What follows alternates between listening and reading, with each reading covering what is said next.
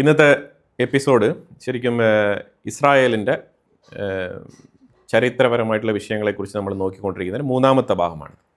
Third episode. 2 episode നമ്മൾ ഇതിനു മുമ്പ് തന്നെ ചെയ്തിട്ടിട്ടുണ്ട്. പിന്നെ മൂന്നാമത്തെ ഭാഗത്ത് നമ്മൾ ഇസ്രായേലിന് വരുന്ന ഉപദ്രവങ്ങളെല്ലാം തന്നെ ഒരു തരത്തിലല്ലെങ്കിൽ മറ്റൊരു തരത്തിൽ തീവ്രവാദികളുടെ സൈഡിൽ നിന്നുള്ള ആക്രമണങ്ങളായിരിക്കും. അപ്പം അതുപോലെ ഇസ്രായേലിന് ഈ ബന്ദികളെ മോചിപ്പിക്കാൻ വേണ്ടിയിട്ട് എങ്ങനെയാണോ ഒക്ടോബർ 7, 2023 ഇസ്രായേലിൻ്റെ ഉള്ളിൽ ഒരു ആക്രമണം നടത്തി കുറേ ബന്ദികളെ പിടിച്ചുകൊണ്ട് പോയി അവരെ ഹോസ്റ്റേജസ് ആയിട്ട് ഗാസയ്ക്കുള്ളിൽ പല വീടുകളിലായിട്ടൊക്കെ പാർപ്പിച്ചിരുന്നു. വെറുതെ പാർപ്പിക്കലല്ല, ഉപദ്രവിക്കുക, പീഡിപ്പിക്കുക, സ്ത്രീകളാണെന്നുണ്ടെങ്കിൽ ആ രീതിയിൽ അവരെ ലൈംഗികമായിട്ട് പീഡിപ്പിക്കുക, പ്രകൃതി വിരുദ്ധ പീഡനങ്ങൾക്ക് ഇരയാക്കുക, ഇങ്ങനത്തെ പരിപാടികളൊക്കെ ചെയ്യുന്ന ബിരുദന്മാരാണ് ഈ തീവ്രവാദികൾ എന്ന് പറയുന്ന ആൾക്കാർ. പക്ഷേ ഇവരുടെയൊക്കെ ടാഗ് ലൈൻ എന്ന് പറയുന്നത് ഫ്രീ പാലസ്തീനാണ്. അതിൻ്റെ പേരിലാണ് ഇവരുടെ പ്രവർത്തനങ്ങൾ മൊത്തത്തിൽ നടക്കുന്നത്.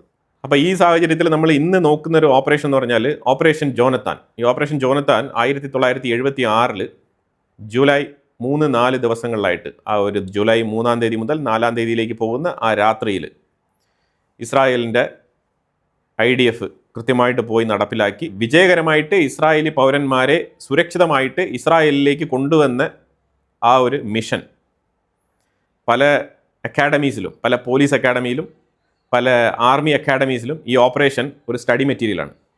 അതാണ് നമ്മളിവിടെ നോക്കുന്നത്. ഇപ്പോൾ ഞാനിവിടെ കാണിക്കുന്ന ഒരു ഇമേജ് നിങ്ങൾ കണ്ടോളൂ. 1941 എടുത്ത ഇമേജാണ്. 1941 ജർമ്മനിയിൽ അങ്ങേയറ്റത്തിരിക്കുന്നത് ഹിറ്റ്ലർ, ഇങ്ങേയറ്റത്തിരിക്കുന്നത് പോപ്പുലർ ഫ്രണ്ട് പാലസ്തീനുമായിട്ടും അതേപോലെ ഇന്തിഫാദ തുടങ്ങിയ വിഷയങ്ങളുമായിട്ടൊക്കെ ബന്ധമുള്ള ഒരു മുഫ്തിയാണ്. ഗ്രാൻഡ് മുഫ്തി ഹാജി അമീൻ അൽ ഹുസൈൻ, ഇതാണ് ഇയാളുടെ പേര്. ഇയാൾക്ക് ജർമ്മൻ പൗരത്വം ഉണ്ട്, പക്ഷേ ഇയാൾ ഒരു പാലസ്തീനിയാണ്.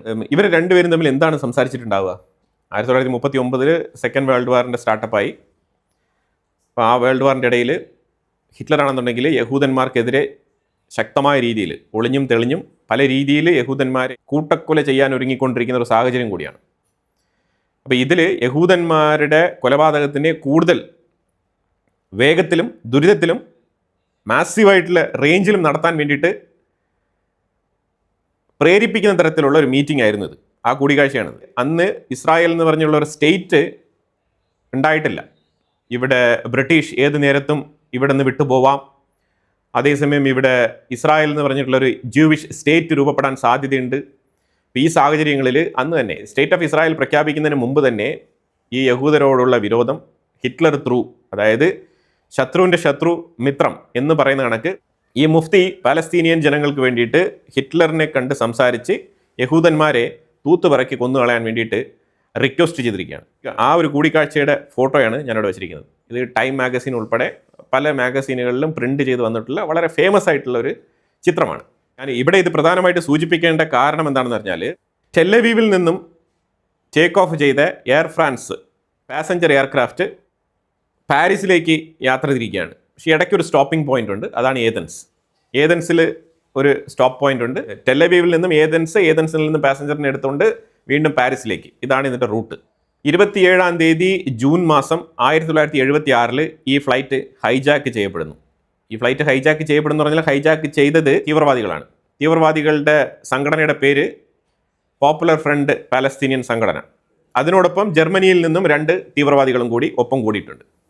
അപ്പോൾ ജർമ്മനും പാലസ്തീനും തമ്മിലുള്ള കണക്ഷൻ, അന്നത്തെ കണക്ഷൻ ഞാൻ പറഞ്ഞു കഴിഞ്ഞല്ലോ, അത് ഈ മുഫ്തിയുടെ കണക്ഷനാണ്. 139 യാത്രക്കാരുമായിട്ടാണ് ഇത് ഏതൻസിൽ നിന്നും പാരീസിലേക്ക് പോകുന്ന സമയത്ത് ഈ ഫ്ലൈറ്റ് ഹൈജാക്ക് ചെയ്യപ്പെടുന്നത്. ഇത് ഹൈജാക്ക് ചെയ്ത് ഈ ഫ്ലൈറ്റ് എങ്ങോട്ടാണ് കൊണ്ടുപോകുന്നത് പറഞ്ഞാൽ, ഇവർ നേരെ ഏതൻസിൽ നിന്നും ലിബിയയിലേക്ക് പോവാണ്. പാരീസിലേക്ക്, യൂറോപ്പിലേക്ക് പോകേണ്ട ഫ്ലൈറ്റാണ് നേരെ ലിബിയയിലേക്ക് പോകുന്നത്. ലിബിയയിലേക്ക് പോയി അവിടെ ബെൻഗാസി എയർപോർട്ടിൽ ഇവർ റീഫ്യൂവലിംഗ് ചെയ്യുന്നുണ്ട്. അത് കഴിഞ്ഞിട്ട് നേരെ ഈ ഫ്ലൈറ്റ് ടേക്ക് ഓഫ് ആവുന്നുണ്ട്. എന്നിട്ട് ഈദി അമീൻ്റെ നാടായിട്ടുള്ള ഉഗാണ്ടയിലേക്ക് ചെന്ന് ലാൻഡ് ചെയ്യുകയാണ്. അവിടുത്തെ എൻറ്റബെ എയർപോർട്ടിലാണ് ഇത് ലാൻഡ് ചെയ്തത്. എൻറ്റബെ എയർപോർട്ടിൽ ഒരു കോർണറിൽ കൊണ്ട് ലാൻഡ് ചെയ്യുകയാണ്. എന്നിട്ട് അവിടെ നിന്നും ഈ പാസഞ്ചേഴ്സിനെ എല്ലാം ഇറക്കി വിടുന്നുണ്ട്. ഇറക്കി വിട്ട് നേരെ ഒരു ഷെഡിനകത്ത് കയറ്റിയിരുത്തി ഇവരെ ഹോസ്റ്റേജസ് ആയിട്ട് പ്രഖ്യാപിക്കുകയാണ്. അപ്പോൾ ഈ ഫ്ലൈറ്റ് ഹൈജാക്ക് ചെയ്ത ഉടനെ തന്നെ എയർ റൂട്ടിൽ ഇതിൻ്റെ പേര് മാറ്റാണ്, ഈ ഫ്ലൈറ്റിൻ്റെ പേര് മാറ്റാണ്. ഫ്ലൈറ്റ് നമ്പർ, ഫ്ലൈറ്റിൻ്റെ പേര്, ഇതെല്ലാം ഉണ്ടാകുന്ന ആ പേരെല്ലാം മായ്ച്ചിട്ട് ഇവർ അറാഫത്ത് എന്നുള്ളൊരു പേരാണ് ഈ ഫ്ലൈറ്റിന് കൊടുക്കുന്നത്. അറാഫത്ത് മനസ്സിലായല്ലോ. ഈ അറാഫത്ത് പലരുടെയും പേരുകളുടെ പുറകിൽ നിങ്ങൾക്ക് കാണാൻ കഴിയും. യാസർ അറാഫത്ത്. അപ്പം അത്തരത്തിൽ വളരെ ഇമ്പോർട്ടൻ്റ് ആയിട്ടുള്ളൊരു നെയിമാണ്. പിന്നെ അറാഫത്ത് എന്നുള്ള പേര് കൊടുത്തിട്ടാണ് ഈ ഫ്ലൈറ്റിനെ അവർ ലിബിയയിൽ നിന്നും ടേക്ക് ഓഫ് ചെയ്ത് ഉഗാണ്ടയിലേക്ക് എത്തിക്കുന്നത്. അപ്പോൾ ഞാനിവിടെ മാപ്പ് കാണിക്കാം. ഇസ്രായേലിൽ നിന്നും ഉഗാണ്ടയിലേക്ക് 2000 കിലോമീറ്ററാണ്, 2000 കിലോമീറ്റർ. ഈ ഇസ്രായേലിൽ നിന്നും ഉഗാണ്ടയിലേക്ക് ഇടയ്ക്ക് കിടക്കുന്ന രാജ്യങ്ങളൊക്കെ നിങ്ങൾ നോക്കിക്കഴിഞ്ഞാൽ എല്ലാ രാജ്യങ്ങളും തന്നെ ഇസ്രായേലിന് വേണ്ടാത്ത രാജ്യങ്ങളാണ്, ഇസ്രായേലിനോട് ശത്രുതയുള്ള രാജ്യങ്ങളാണ്, ഇസ്രായേലിനെ അംഗീകരിക്കാത്ത രാജ്യങ്ങളാണ്, ഇസ്രായേലിനോട് വെറുപ്പുള്ള രാജ്യങ്ങളാണ്. ഇസ്രായേലാണെന്നുണ്ടെങ്കിൽ അവരുടെ ഒരു ബേസിക് നേച്ചർ അനുസരിച്ച് അവരെപ്പോഴും 2 പ്ലാൻ വെച്ചിട്ടുണ്ടാവും. വേണ്ടി വന്നാൽ 3 പ്ലാനൊക്കെ വെച്ചിട്ടുണ്ടാവും. Plan A, plan B, plan C, ഇങ്ങനെ കരുതുന്ന ആൾക്കാരാണ് ഇസ്രായേലികൾ. അപ്പോൾ അവർ ഒരു ചാനലിലൂടെ ഡിപ്ലോമാറ്റിക് ചർച്ചകൾ ഓപ്പൺ ചെയ്യാൻ വേണ്ടിയിട്ട് പദ്ധതി ഇടുന്നുണ്ട്. രണ്ടാമത്, ഇവർക്ക് മനസ്സിലായി എൻറ്റബെ എയർപോർട്ടിലാണ് ഈ എയർക്രാഫ്റ്റ് ലാൻഡ് ചെയ്തിരിക്കുന്നത്. അതുമാത്രമല്ല, ഈ ഫ്ലൈറ്റ് ഹൈജാക്ക് ചെയ്തുകൊണ്ട് പോയ തീവ്രവാദികൾ ആവശ്യപ്പെടുന്നത് ഇസ്രായേലിൻ്റെ ഉള്ളിൽ ജയിലിൽ കഴിയുന്ന പാലസ്തീനികളെ റിലീസ് ചെയ്യണം. നമ്പർ 1, എല്ലാ പാലസ്തീനികളെയും റിലീസ് ചെയ്യണം. അതിനോടൊപ്പം ബില്യൺ കണക്കിൽ ഡോളേഴ്സും അവർ ചോദിക്കുന്നുണ്ട്. ഈ 2ആണ് ഡിമാൻഡ്. അതിന് ഓരോ ടൈം ലൈൻ, ഡേറ്റ് ഇതൊക്കെ മാറ്റി മാറ്റി പ്രഖ്യാപിച്ചുകൊണ്ട് പോവുകയാണ്. അപ്പോൾ അത് കൊടുത്തില്ല എന്നുണ്ടെങ്കിൽ ഓരോരുത്തരായിട്ട് ഞങ്ങൾ വധിക്കും എന്നാണ് ഉഗാണ്ടയിൽ നിന്നും ഇസ്രായേലിലേക്ക് വരുന്ന മെസ്സേജ്. അപ്പോൾ ഇസ്രായേൽ മറ്റൊരു മാർഗത്തിലൂടെ ഈദി അമീൻ എന്ന് പറഞ്ഞ ആ ഉഗാണ്ടൻ പ്രസിഡൻറ്റിൻ്റെ വളരെ അടുത്ത സുഹൃത്തായിട്ടുള്ള ഒരു ജൂവിനെ കണ്ടെത്തി അയാളെ വെച്ചിട്ട് നെഗോസിയേഷൻ സ്റ്റാർട്ട് ചെയ്തിട്ടുണ്ടായിരുന്നു. അതായത് ഈദി അമീനെ കണ്ട് സംസാരിച്ചിട്ട് പുള്ളി കൺവിൻസ് ചെയ്യുന്നുണ്ട്. കൺവിൻസ് മീൻസ് നിങ്ങൾ ചെയ്തുകൊണ്ടിരിക്കുന്ന മിഷൻ. കാരണം ഈദി അമീൻ ഈ ഹൈജാക്കേഴ്സിന് സപ്പോർട്ടായിരുന്നു. ഈദി അമീൻ്റെ അടുത്ത് ഞങ്ങൾ ഇങ്ങനൊരു ഇസ്രായേൽ പാസഞ്ചറുമായിട്ട് ഒരു ഫ്ലൈറ്റ് ഹൈജാക്ക് ചെയ്ത് ഞങ്ങൾ കൊണ്ടുവരുന്നു, അത് ലാൻഡ് ചെയ്യാൻ വേണ്ടിയിട്ട് എൻറ്റബെ എയർപോർട്ടിൽ പെർമിഷൻ തരണമെന്ന് ചോദിച്ച ഉടനെ തന്നെ ഈദി അമീൻ പെർമിഷൻ കൊടുത്തു. ഈദി അമീൻ്റെ നിലപാട് ഹൈജാക്കേഴ്സിനോടൊപ്പമായിരുന്നു. അപ്പോൾ ലിറ്ററലി ഈദി അമീനും ആ തീവ്രവാദികളുമായിട്ട് ചേർന്ന് പ്രവർത്തിക്കുന്ന, സഹകരണ മനോഭാവത്തോടു കൂടി പ്രവർത്തിക്കുന്ന ആ ഒരു രീതിയിലേക്ക് മാറിയിരിക്കുകയാണ്. ഇനിയിപ്പോൾ ഈ ഇസ്രായേലിൽ നിന്ന് വാങ്ങിക്കുന്ന ബില്യൺ കണക്കിന് ഡോളർ ഈദി അമീനും കൂടി ഒരു 50% കൊടുക്കാമെന്ന് ഷെയർ വല്ലതും സംസാരിച്ചിട്ടുണ്ടോ എന്ന് എനിക്കറിയത്തില്ല. പക്ഷേ ലിറ്ററലി പുള്ളിയും ഇപ്പോൾ ഇതിനകത്ത് സ്റ്റേക്ക് ഹോൾഡറാണ്, ഏതിൽ ഈ ഹൈജാക്കിൽ. അപ്പോൾ അതുകൊണ്ട് ഈദി അമീനെ കൺവിൻസ് ചെയ്യാൻ പോയ ജ്യൂ കൃത്യമായിട്ട് ഈദി അമീനെ പറഞ്ഞ് കൺവിൻസ് ചെയ്യുന്നത് ഇങ്ങനെയാണ്: നിങ്ങൾ ഇസ്രായേലിനോടൊപ്പം, യഹൂദർക്കൊപ്പം നിന്ന് കഴിഞ്ഞാൽ നിങ്ങളെ ചരിത്രം എന്നേക്കുമായിട്ട് ഓർക്കും. കാരണം നിങ്ങൾ തീവ്രവാദികൾക്ക് ഇസ്രായേലിനോടൊപ്പം നിന്നു എന്നുള്ളത് തന്നെ ഒരു അംഗീകാരമാണ്, ഇസ്രായേലിനും അത് അംഗീകാരമാണ്. അപ്പോൾ നിങ്ങൾ തീർച്ചയായിട്ടും ഇസ്രായേലിനോടൊപ്പം നിൽക്കണം എന്നുള്ള രീതിയിൽ ഈ യഹൂദൻ അവിടെ കൺവിൻസ് ചെയ്യുന്നുണ്ട്. ഈദി അമീൻ അപ്പോഴൊക്കെ ഡിപ്ലോമാറ്റിക് ആയിട്ടാണ് ഈ യഹൂദനെ ഡീൽ ചെയ്തുകൊണ്ടിരിക്കുന്നത്. അതായത് പുള്ളി പറയുന്നത്, ഞാൻ ഷെഡിൽ പോകുന്നുണ്ട് ഇടയ്ക്കിടയ്ക്ക്. അതായത് ഈദി അമീൻ പുറം രാജ്യങ്ങളിലേക്ക് യാത്ര ചെയ്യാൻ പോകുന്ന സമയത്തൊക്കെ ഈ ബന്ദികളാക്കി വെച്ചിരിക്കുന്ന ഈ ആൾക്കാരെ കാണാൻ വേണ്ടിയിട്ട് അവിടെ വരുന്നുണ്ട്, കാണുന്നുണ്ട്, പോകുന്നുണ്ട്. ഇവരവിടെ ഉണ്ട് എന്നുള്ളത് ഉറപ്പ് വരുത്തുന്നുണ്ട്. തീവ്രവാദികളുമായിട്ട് നല്ല രീതിയിൽ ചങ്ങാത്തത്തിലാണ് ഈ ഈദി അമീൻ. അപ്പോൾ വീണ്ടും ഈ മീഡിയേറ്റർ ആയിട്ടുള്ള ജ്യൂ അവിടെ പോയിട്ട് ചോദിക്കുമ്പോൾ പുള്ളിക്കാരൻ പലപ്പോഴും പല രീതിയിലുള്ള എക്സ്പ്ലനേഷൻസ് ആണ് കൊടുക്കുന്നത്. അപ്പം ഞാനവിടെ ബ്ലാങ്കറ്റ്, ബെഡ്ഷീറ്റ്, പുതപ്പ്, അവർക്ക് തണുപ്പടിക്കാതിരിക്കാനുള്ള കംപ്ലീറ്റ് സെറ്റപ്പുകൾ, അവരുടെ ഭക്ഷണ സാധനങ്ങൾ ഇതെല്ലാം ഉറപ്പ് വരുത്തിയിട്ടുണ്ട് എന്നൊക്കെ പറഞ്ഞിട്ട് ഈ യഹൂദനെ പറഞ്ഞ് കൺവിൻസ് ചെയ്ത് തിരികെ അയക്കുകയാണ് ചെയ്തുകൊണ്ടിരിക്കുന്നത്. ഇസ്രായേലിന് ഇത് മനസ്സിലായി, ഇതൊരു വഴിക്ക് നടക്കത്തില്ല. പക്ഷേ ഇസ്രായേലിൻ്റെ ഒരു പ്ലാൻ മാത്രമായിരുന്നത്. മറ്റൊരു പ്ലാൻ ഡിപ്ലോമാറ്റിക് ചാനലായിരുന്നു. ഡിപ്ലോമാറ്റിക് ചാനൽ വഴി ഇസ്രായേലിൽ നിന്നും പ്രതിനിധികൾ ഉഗാണ്ടയിൽ ഡിപ്ലോമാറ്റ്സിനെ വിളിച്ച് സംസാരിക്കുന്നുണ്ട്, ഇതുമായിട്ട് ബന്ധപ്പെട്ട അപ്ഡേറ്റ്സുകൾ തേടുന്നുണ്ട്. ഇതെല്ലാം നടന്നുകൊണ്ടിരിക്കുകയാണ്. പക്ഷേ ഇതേ സമയം പാരലലി ഇസ്രായേലിൻ്റെ ഫോഴ്സ്, ഡിഫൻസ് ഫോഴ്സ്, അവർ മറ്റൊരു പ്ലാൻ ചെയ്യുകയാണ്. Independent rescue plan. അതാണ് ഓപ്പറേഷൻ ജോനത്താൻ. ഈ ഓപ്പറേഷൻ ജോനത്താൻ്റെ പുറകിൽ വേറൊരു കാര്യമുണ്ട്. കാരണം ഇന്നത്തെ ഇസ്രായേൽ പ്രൈം മിനിസ്റ്റർ ബെഞ്ചമിൻ നെതന്യാഹുവിൻ്റെ ബ്രദറാണ് ജോനത്താൻ നെതന്യാഹു. ജോനത്താൻ നെതന്യാഹു ഈ ഓപ്പറേഷനിൽ one of the leading commander ആയിരുന്നു. പുള്ളിക്കാരൻ ഈ ഓപ്പറേഷനിൽ തന്നെ മരണപ്പെടുന്നുണ്ട്. അങ്ങനെ 27-ാം തീയതി കഴിഞ്ഞു പോയി, 28-ആയി, 29-ആയി, 30-ആയി. അപ്പോഴത്തേക്കും ഇസ്രായേലിന് ഈ എൻറ്റബെ എയർപോർട്ടിൻ്റെ ലേഔട്ട് കൃത്യമായിട്ട് ഇൻ്റലിജൻസ് വിവരശേഖരണം നടത്തി എയർപോർട്ടിൻ്റെ ലേഔട്ട് കൃത്യമായിട്ട് ഇസ്രായേൽ സ്വന്തമാക്കുകയാണ്. എന്നിട്ട് ഇസ്രായേലിൻ്റെ ഒരു ഡെസേർട്ട് ഏരിയയിൽ ഇതേ മാതൃകയിൽ, ഇതേ അളവിൽ, ഇതേ മെഷർമെൻറ്റിൽ ഒരു ഡമ്മി എയർപോർട്ട് സ്ഥാപിക്കുകയാണ്. ഡമ്മി എയർപോർട്ട് സ്ഥാപിക്കുന്നത് മാത്രമല്ല, ഒരു ഇൻഡിപെൻഡൻറ്റ് റെസ്ക്യൂ ഓപ്പറേഷൻ എങ്ങനെ നടത്തണം എന്നുള്ളത് കണ്ടിന്യൂസ് ആയിട്ട് പ്രാക്ടീസ് ചെയ്യാണ്, റിപ്പീറ്റഡ് ആയിട്ട് പ്രാക്ടീസ് ചെയ്യാണ്. ഓരോ തവണയും ഓരോ ആൾക്കാർക്കും കൊടുത്തിരിക്കുന്ന ജോലി കൃത്യമായിട്ട് അവരെ കൊണ്ട് ചെയ്യാൻ ശീലിപ്പിക്കുകയാണ്. അതുമാത്രമല്ല, അത് ഒരു തവണ ചെയ്യുന്നതിലുപരിയായിട്ട് പലതവണ ചെയ്ത് അതിൻ്റെ ടൈം ലൈൻ എങ്ങനെ കുറയ്ക്കാം എന്നുള്ള രീതിയിൽ ചിന്തിക്കുകയാണ്. അപ്പം അങ്ങനെ കണ്ടിന്യൂസ് ആയിട്ടുള്ള പ്രാക്ടീസ് ഇവർ നടത്തി, എവിടെ പോയി ഇറങ്ങണം, എവിടെ ഫ്ലൈറ്റ് ലാൻഡ് ചെയ്യിപ്പിക്കണം, എൻ്റെബേ എയർപോർട്ടിൽ ബിസി ടൈം എപ്പോഴാണ്, എൻ്റെബേ എയർപോർട്ടിൽ ലാസ്റ്റ് ഫ്ലൈറ്റ് വരുന്നത് എപ്പോഴാണ്, രാത്രി എത്ര സമയം ഈ എയർപോർട്ട് ഒഴിഞ്ഞു കിടക്കുന്നുണ്ട്, അതായത് എയർ ട്രാഫിക് ഇല്ലാതിരിക്കുന്നുണ്ട്, ഇതെല്ലാം തന്നെ മോണിറ്റർ ചെയ്തെടുക്കുകയാണ്. ആ എയർപോർട്ടിൽ എവിടെയൊക്കെ എന്തൊക്കെ രീതിയിൽ ഡിഫൻസ് സിസ്റ്റം ഉണ്ട്, ഇതെല്ലാം കൃത്യമായിട്ട് മനസ്സിലാക്കിക്കൊണ്ട് ഈ പ്രാക്ടീസ് റിപ്പീറ്റഡ് ആയിട്ട് ചെയ്ത് ഇതിൻ്റെ സമയദൈർഘ്യം കുറയ്ക്കുകയാണ്. അതായത് ആദ്യം പ്രാക്ടീസ് ചെയ്യുമ്പോൾ 10 മിനിറ്റിൽ ചെയ്യുന്ന ആ ഒരു ജോലി അതെങ്ങനെ 5 മിനിറ്റിലേക്ക് ചെയ്യാം എന്നുള്ള രീതിയിൽ സമയം ചുരുക്കി കൊണ്ടുവരികയാണ്. അപ്പം അങ്ങനെ ഓവറോൾ ഇസ്രായേലിന് മനസ്സിലാക്കാൻ പറ്റിയത് 90 മിനിറ്റ്സ് വേണ്ടി വരും, എന്തായാലും 90 മിനിറ്റ് ഈ ഓപ്പറേഷന് വേണ്ടി വരും എന്നുള്ളൊരു കൺക്ലൂഷനിൽ എത്തുകയാണ് ഇസ്രായേൽ. മീൻസ് 1.5 മണിക്കൂർ വേണ്ടി വരും, 90 മിനിറ്റ്സ്. അപ്പോൾ അടുത്ത് വരുന്ന ചാലഞ്ച് എന്താണെന്ന് പറഞ്ഞാൽ ഈ 2000 കിലോമീറ്റർ ഡിസ്റ്റൻസ് ഇത് എങ്ങനെയാണ് ഒറ്റ ട്രിപ്പിൽ നമുക്ക് അവിടെ എത്താൻ പറ്റുന്നത്. 2000 കിലോമീറ്റർ റീഫ്യൂവലിംഗ് ചെയ്യാതെ എയർക്രാഫ്റ്റ് കൊണ്ടുപോകുക എന്നുള്ളത് അസാധ്യമായിട്ടുള്ള വിഷയമാണ്. കാരണം തിരിച്ച് പറക്കണം എന്നുണ്ടെങ്കിൽ ഫ്യൂവൽ വേണമല്ലോ. ഒറ്റ ട്രിപ്പിൽ അങ്ങോട്ട് പോവാം, തിരിച്ച് പറക്കണം എന്നുണ്ടെങ്കിൽ അപ്പോൾ ഒന്നെങ്കിൽ എൻ്റെബേ എയർപോർട്ടിൽ തന്നെ എയർക്രാഫ്റ്റുകളെ റീഫ്യൂവൽ ചെയ്യിപ്പിക്കണം, അല്ലാന്നുണ്ടെങ്കിൽ ഏതെങ്കിലും ഒരു രാജ്യത്തിൻ്റെ ഇടയ്ക്കുള്ള ഏതെങ്കിലും ഒരു രാജ്യത്തിൻ്റെ എയർപോർട്ടിൽ ഇറങ്ങി റീഫ്യൂവൽ ചെയ്യണം. പക്ഷേ ഇടയ്ക്കുള്ള രാജ്യങ്ങളെല്ലാം തന്നെ ശത്രു രാജ്യങ്ങളാണ്, അവിടെ എങ്ങും റീഫ്യൂവലിംഗ് ചെയ്യാൻ കഴിയുകയില്ല. അപ്പോൾ അവിടെയാണ് ശരിക്കും കെന്യ എന്ന് പറഞ്ഞ ഒരേ ഒരു രാജ്യം മാത്രമാണ് ചെറുതായിട്ട് ഇസ്രായേലിനെ സപ്പോർട്ട് ചെയ്യുന്ന ഒരു രാജ്യം. അവിടെ കൃത്യമായിട്ട് ഇസ്രായേൽ ഡിപ്ലോമാറ്റിക് ചാനൽ വഴി കോൺടാക്ട് ചെയ്തിട്ട് ഇത്തരത്തിലൊരു റെസ്ക്യൂ മിഷൻ ചെയ്യാൻ പോകുന്നു എന്നുള്ള കാര്യങ്ങളൊന്നും പറഞ്ഞിട്ടില്ല. പക്ഷേ ഇസ്രായേലിൻ്റെ എയർക്രാഫ്റ്റുകൾക്ക് റീഫ്യൂവലിംഗ് ചെയ്യാനുള്ള പെർമിഷൻ വേണം എന്നുള്ള പെർമിഷൻ സ്വന്തമാക്കുന്നുണ്ട്. അതായത് അങ്ങോട്ട് പോകുമ്പോഴല്ല, തിരിച്ചു വരുമ്പോൾ ഈ ബന്ദികളെല്ലാം മോചിപ്പിച്ചുകൊണ്ട് തിരികെ വന്നാലേ ഉള്ളൂ ആ റീഫ്യൂവലിംഗ്. അതല്ല, ഈ കൊണ്ടുപോകുന്ന എയർക്രാഫ്റ്റ് അവിടെ ഉഗാണ്ടൻ ഫോഴ്സ് തന്നെ അറ്റാക്ക് ചെയ്ത് അവിടെ തന്നെ നശിപ്പിച്ച് കളയാനുള്ള സാധ്യതയുണ്ട്, ഓപ്പറേഷൻ പരാജയപ്പെടാനുള്ള സാധ്യതയുമുണ്ട്. അപ്പോൾ അങ്ങനെ ഒരു റിസ്ക് എടുത്തുകൊണ്ടാണ് ഈ എയർക്രാഫ്റ്റുകളെ കൊണ്ടുപോകുന്നത്. അപ്പോൾ ഏത് എയർക്രാഫ്റ്റ് കൊണ്ടുപോകാം? സാധാരണ പാസഞ്ചർ എയർക്രാഫ്റ്റ് മതിയോ എന്ന് ചോദിച്ചാൽ അതില്ല. ശരിക്കും 4 എയർക്രാഫ്റ്റുകളാണ് ഇസ്രായേൽ ചൂസ് ചെയ്യുന്നത്. 4ഉം ഹെർക്കുലസ് കാറ്റഗറിയിൽ വരുന്ന എയർക്രാഫ്റ്റുകളാണ്. അതെല്ലാം തന്നെ ഹെർക്കുലസ് കാറ്റഗറി എന്ന് പറയുമ്പോൾ അറിയാമല്ലോ, കാർഗോ ടൈപ്പ് എയർക്രാഫ്റ്റാണത്. അപ്പോൾ ആ ഹെർക്കുലസ് എയർക്രാഫ്റ്റ് എന്ന് പറയുമ്പോഴത്തേക്കും ഹെവി എഞ്ചിനാണ്, ചെറിയ റൺവേയിൽ ടേക്ക് ഓഫ് ചെയ്യാൻ പറ്റും, ലാൻഡിങ്ങും പോസിബിളാണ്, എഞ്ചിനും ഹെവിയാണ്, നല്ല ഹൈ പവറിൽ പെട്ടെന്ന് തന്നെ ടേക്ക് ഓഫ് ചെയ്യാൻ പറ്റുന്ന രീതിയിലുള്ള കാർഗോ വിമാനങ്ങളാണ്. അപ്പോൾ അതുകൊണ്ട് ഇത്തരത്തിലുള്ള 4 വിമാനങ്ങളാണ് ഇസ്രായേൽ ചൂസ് ചെയ്യുന്നത് ഈ ഓപ്പറേഷന് വേണ്ടിയിട്ട്. അതിൽ ഒരെണ്ണം റെസ്ക്യൂ ചെയ്യുന്ന ആൾക്കാരെ കൊണ്ടുവരാനും മറ്റൊന്ന് ഈ ഓപ്പറേഷന് പങ്കെടുക്കാൻ വേണ്ടിയിട്ട് ഇസ്രായേലി സോൾജേഴ്സിനെ കൊണ്ടുപോയിട്ടുണ്ടായിരുന്നു. നല്ലൊരു നമ്പർ തന്നെ അവർ കരുതിയിട്ടുണ്ടായിരുന്നു അതിൽ.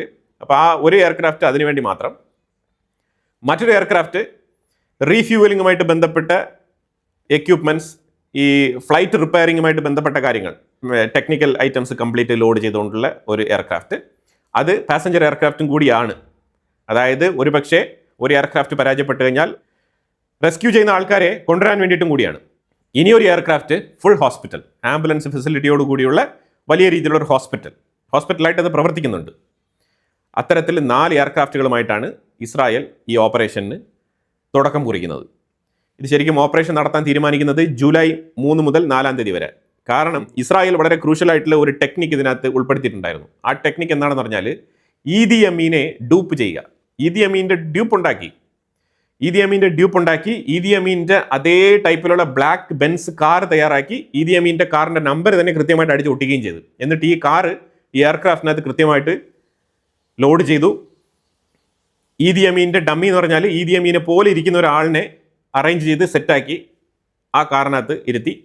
അതേപോലെ തന്നെ ഗണ്ണിനെല്ലാം തന്നെ സൈലൻസറൊക്കെ പിടിപ്പിച്ച് സെറ്റായിട്ട് ഉഗാണ്ടൻ സോൾജേഴ്സിനെ പോലെ തന്നെ യൂണിഫോം ഒക്കെ ധരിപ്പിച്ച് കണ്ടു കഴിഞ്ഞാൽ ഉഗാണ്ടൻ സോൾജേഴ്സും തന്നെ മനസ്സിലാക്കത്തക്ക രീതിയിലുള്ള ഈദി അമീൻ്റെ കാറിൻ്റെ ഉള്ളിൽ എങ്ങനെയാണോ സെറ്റപ്പ് ഉള്ളത് അതേ സെറ്റപ്പിലാക്കി ഈദി അമീനോടൊപ്പം സഞ്ചരിക്കുന്ന ഉഗാണ്ടൻ ട്രൂപ്പ് എങ്ങനെയാണോ അതേ മാതൃകയിലുള്ള ട്രൂപ്പ് സെറ്റാക്കി ഈ കാറിൻ്റെ ഉള്ളിൽ ഇരുത്തി ആ കാറിനെ ഫ്ലൈറ്റിൻ്റെ ഉള്ളിൽ വെച്ചിട്ട് ഇവർ ടേക്ക് ഓഫ് ആയി പോവാണ്.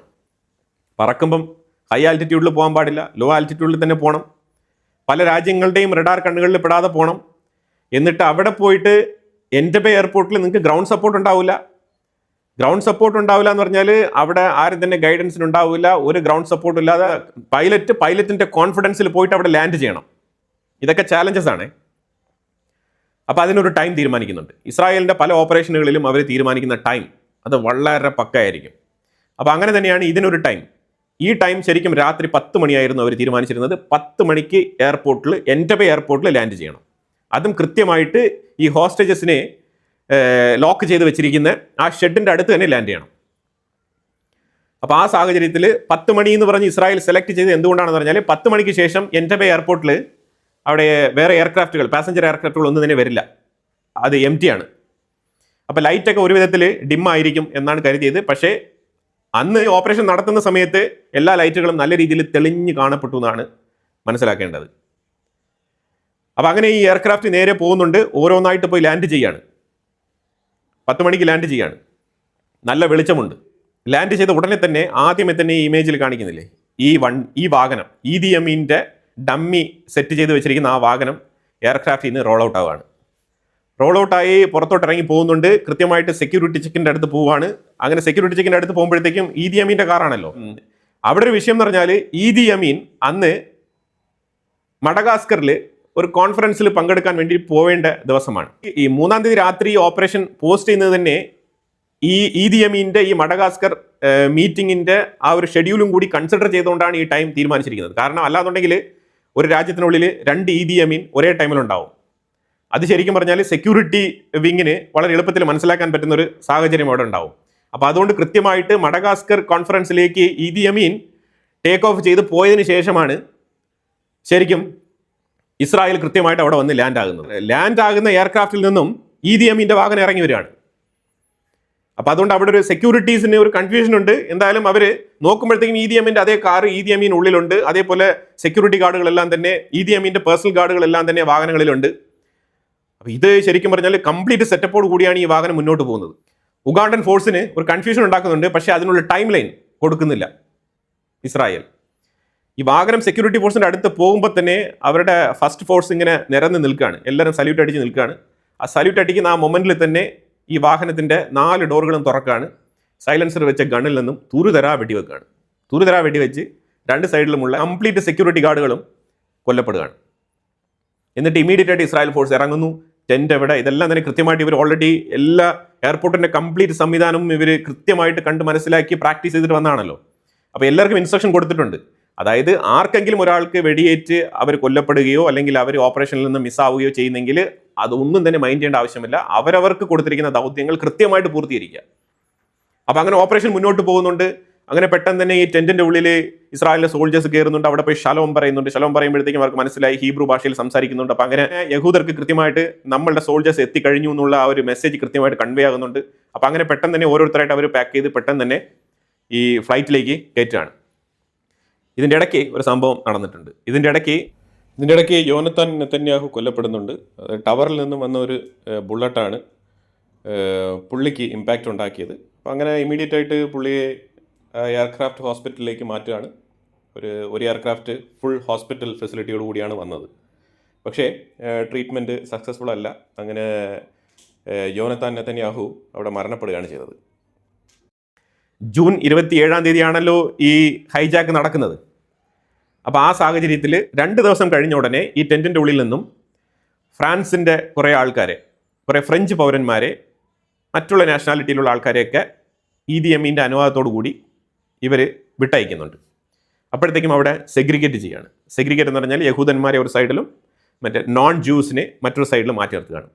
അപ്പോഴത്തേക്കും ഈ ജൂ കമ്മ്യൂണിറ്റിയിൽപ്പെട്ട ഈ ജനങ്ങൾക്ക് ഒരു വിഷയം ഓർമ്മ വരുന്നുണ്ട്. അതാണ് കോൺസെൻട്രേഷൻ ക്യാമ്പ്, ഹിറ്റ്ലറിൻ്റെ കോൺസെൻട്രേഷൻ ക്യാമ്പ്. അത്ര ഭീകരമാണ് ഹിറ്റ്ലറിൻ്റെ കോൺസെൻട്രേഷൻ ക്യാമ്പ്. ഗ്യാസ് ചാമ്പേഴ്സാണ്. ഇതെല്ലാം തന്നെ പോളണ്ട് എന്ന് പറഞ്ഞ രാജ്യം സന്ദർശിക്കുന്നവർക്ക് വളരെ വ്യക്തമായിട്ട് മനസ്സിലാക്കാൻ പറ്റും എന്തായിരുന്നു അവിടുത്തെ കോൺസെൻട്രേഷൻ ക്യാമ്പ്. പോളണ്ട് മാത്രമല്ല കേട്ടോ, യൂറോപ്പിൽ കിടക്കുന്ന പല രാജ്യങ്ങളിലും യഹൂദനെ പീഡിപ്പിച്ചതിൻ്റെ ആ മാരകമായിട്ടുള്ള ഓർമ്മകൾ അവിടെ തന്നെ ഉണ്ട്. അത് എവിടെയും മാഞ്ഞു പോയിട്ടില്ല.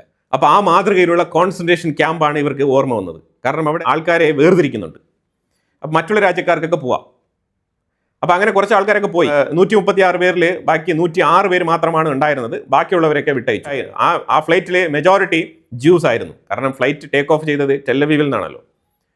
അപ്പോൾ അതുകൊണ്ട് തന്നെ യഹൂദർ അതിനകത്ത് കൂടുതലുണ്ടായിരുന്നു. അതേപോലെ എയർക്രാഫ്റ്റിൻ്റെ പൈലറ്റുമാരെ പോകാൻ വേണ്ടിയിട്ട് ആവശ്യപ്പെട്ടപ്പോഴത്തേക്കും അവർ പോയില്ല. കാരണം ഞങ്ങളുടെ കർത്തവ്യം ലാസ്റ്റ് പാസഞ്ചർ വരെ ഇറങ്ങി പോയിട്ട് ഞങ്ങൾക്ക് ടേക്ക് ഓഫ് ചെയ്യാൻ പറ്റൂ എന്ന് പറഞ്ഞതുകൊണ്ട് ആ എയർക്രാഫ്റ്റിൻ്റെ പൈലറ്റും ക്യാപ്റ്റനൊക്കെ അവിടെ ഉണ്ടായിരുന്നു. അപ്പോൾ അങ്ങനെ 106 പേരെയാണ് അവിടെ നിന്ന് റെസ്ക്യൂ ചെയ്തത്. അതിൽ അവസാന ടൈമിൽ 2 പേര് കൊല്ലപ്പെട്ടിട്ടുണ്ടായിരുന്നു. അതിൽ ഒരു വ്യക്തി, ഒരു ബ്രിട്ടീഷ് നാഷണൽ, അവർ ഈ ബന്ദിയാക്കി വെച്ചിരുന്ന സമയത്ത് അസുഖബാധിത ആയതുകൊണ്ട് അവരെ ഹോസ്പിറ്റലൈസ് ചെയ്തിട്ടുണ്ടായിരുന്നു ഉഗാണ്ടയിൽ. അപ്പോൾ അവർ ഹോസ്പിറ്റലിലായിരുന്നു. പിന്നെ ഒരു വ്യക്തി ഈ ഓപ്പറേഷൻ്റെ ടൈമിൽ തന്നെയാണ് കൊല്ലപ്പെട്ടത്. അപ്പോൾ അങ്ങനെ എല്ലാവരെയും റെസ്ക്യൂ ചെയ്ത് എയർക്രാഫ്റ്റിൽ കയറ്റുന്നു. എയർക്രാഫ്റ്റ് ഓരോന്നായിട്ട് ടേക്ക് ഓഫ് ചെയ്യുന്നു. അതായത് ആരും ചിന്തിക്കാത്ത തരത്തിലുള്ള ഒരു ഓപ്പറേഷനാണ് ഇസ്രായേൽ നടത്തിയത്. ചരിത്രത്തിൽ തന്നെ ലോകത്ത് ഇങ്ങനെ ഒരു ഓപ്പറേഷൻ ആരും നടത്തിയിട്ടുണ്ടാവില്ല. ഇന്ത്യയുടെ എയർ ഇന്ത്യ എയർക്രാഫ്റ്റ് കാബൂളിൽ തീവ്രവാദികൾ കൊണ്ടിട്ടത് ഓർമ്മയുണ്ടാവുമല്ലോ. അന്ന് നമ്മൾ എന്താണ് ചെയ്തത്? തീവ്രവാദികളെ വിട്ടുകൊടുത്തിട്ട് നമ്മളുടെ പൗരന്മാരെ റെസ്ക്യൂ ചെയ്തുകൊണ്ട് വന്ന സാഹചര്യമാണ് ഉണ്ടായത്. അല്ലാതെ ഇത്തരത്തിലുള്ള ഒരു റെസ്ക്യൂ മിഷൻ അല്ല ഇന്ത്യ നടത്തിയത്.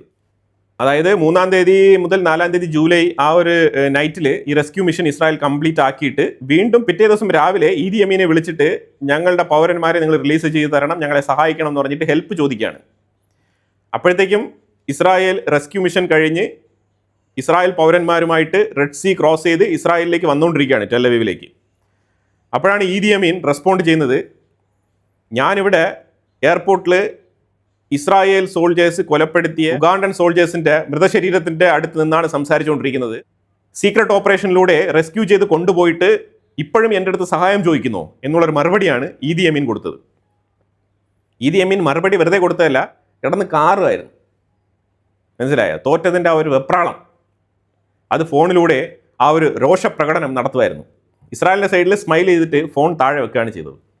ഈ റെസ്ക്യൂ ഓപ്പറേഷനിൽ പല വിഷയങ്ങൾ, അതായത് ഇസ്രായേൽ എടുത്ത പ്രാക്ടീസ്, അതുമായിട്ട് ബന്ധപ്പെട്ട്, അതായത് ഒരു ഡമ്മി എയർപോർട്ട് നിർമ്മിക്കുക, അതും അതേ മെഷർമെൻറ്റിൽ നിർമ്മിക്കുക, ഈ എൻറ്റബെ എയർപോർട്ടിൻ്റെ ട്രാക്ക് എത്ര മീറ്റർ ഉണ്ടെന്നുള്ളത് കണക്കാക്കുക, അത്രയും മീറ്ററിലേക്ക് തന്നെ ട്രാക്ക് നിർമ്മിക്കുക, പലതവണ പ്രാക്ടീസ് ചെയ്യുക, ഇതിന് ടൈം ലൈൻ കാൽക്കുലേറ്റ് ചെയ്യുക, 90 മിനിറ്റ് എന്നുള്ളത് കൃത്യമായി വിലയിരുത്തുക, എന്നിട്ട് 90 മിനിറ്റിനുള്ളിൽ തന്നെ 54 മിനിറ്റിൽ തന്നെ ഓപ്പറേഷൻ കൃത്യമായിട്ട് അവർ പൂർത്തിയാക്കി എന്നാണ് മനസ്സിലാക്കേണ്ടത്. അത്രത്തോളം പ്രിസൈസ് ആയിട്ടുള്ള പ്രാക്ടീസ്, ആ പ്രാക്ടീസ്, ആക്യുറസി, ഇതൊക്കെ തന്നെയാണ് ഇസ്രായേലിനെ ഇപ്പോഴും ആർജവത്തോടു കൂടി തീവ്രവാദത്തിനെതിരെ മുന്നോട്ട് പോകാൻ വേണ്ടിയിട്ടുള്ള ഒരു ഫ്യൂവലാകുന്നത്. ജർമ്മനിയുമായിട്ട് പാലസ്തീനുണ്ടായ ഈ ഒരു കണക്ഷൻ, ഇത് 1941 ഇത് പീക്കിലായിരുന്നു.